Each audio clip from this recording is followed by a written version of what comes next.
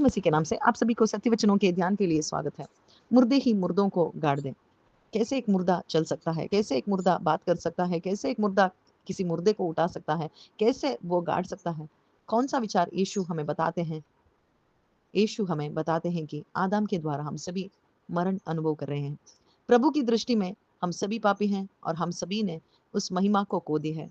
प्रभु की दृष्टि में हम सभी मर चुके हैं।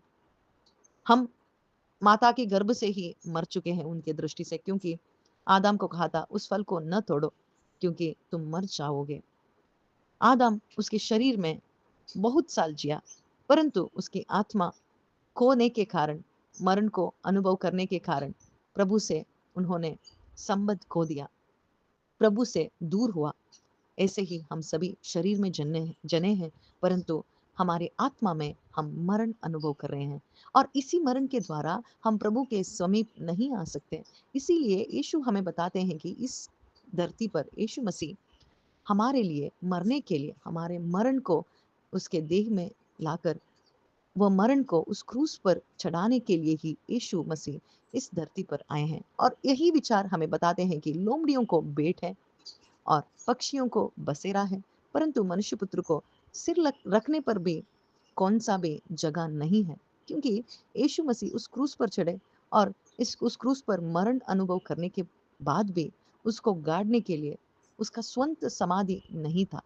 यानी यीशु हमें दिखाना चाहते हैं कि यीशु मनुष्य पुत्र बनकर हमारे लिए, हमारे विमोचक होकर इस संसार में आए, और जो कोई भी इस सुसमाचार को सुनेगा और उससे विश्वास करेगा, उसे भी नया जन्म मिलेगा। वो भी उसकी आत्मा को पाएगा। जो मनुष्य उसकी आत्मा को पाएगा, वही परमेश्वर की दृष्टि में जीवित है, और उसको जिलाए जाने पर, विश्वास रखने पर, उसके अंदर आने वाले उस पवित्र आत्मा के द्वारा ही अनंत जीवन वो पाएगा। और इस अनंत जीवन के द्वारा वह व्यक्ति इस संसार के किसी जगह को नहीं चाहता, बल्कि मसीह जीवन जीकर उस मसीह को फिर से लौटने की उस निरीक्षा में, उस भरोसे में रहेगा। ऐसा विचार हम सभी को यीशु मसीह आज सिखाते हैं।